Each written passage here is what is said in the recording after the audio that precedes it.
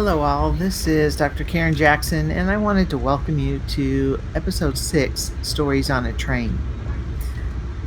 This episode is going to be a little different than the previous 5 because of what has happened from COVID-19 and how it has changed travel.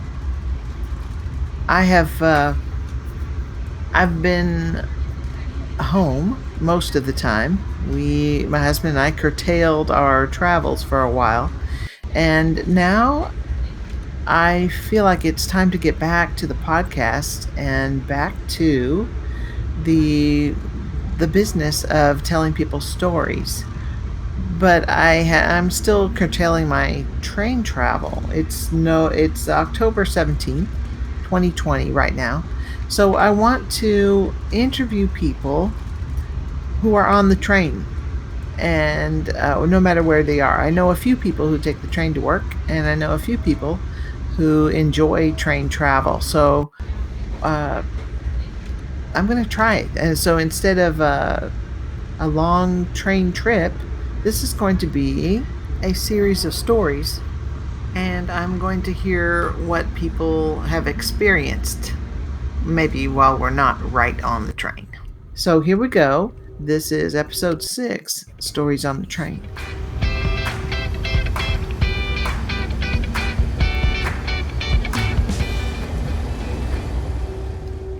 This is Ron Jackson.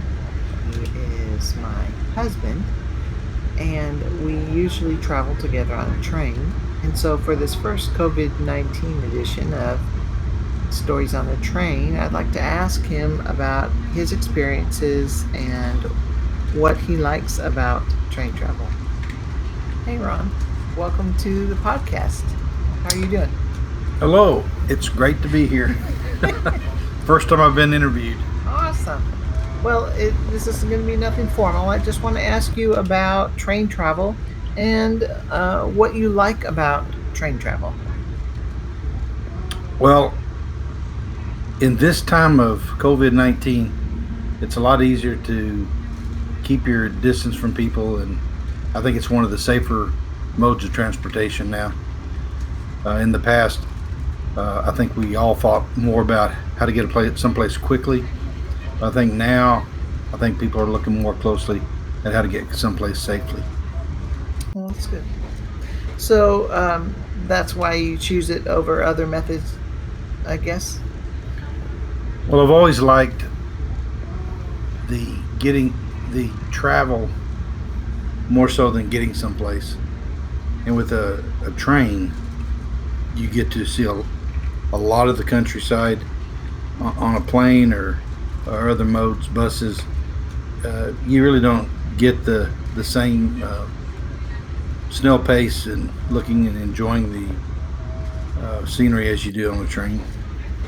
So do you use the observation car and stuff like that, or? Well, once again, it depends on how crowded the train is. A lot of times that's where you get your partiers. So if they're on board going to some major event, I tend to stay in a car. I like to get my own sleeper car, so that way I can look out the window and enjoy it at a little slower pace, let's say, than the revelers. Oh, that's a good idea. That's a good idea. Do you have a story or a particular memory that it can be good or bad that you'd like to share? Well, I've been hooked on trains since I was in first grade. First grade, we took a train ride,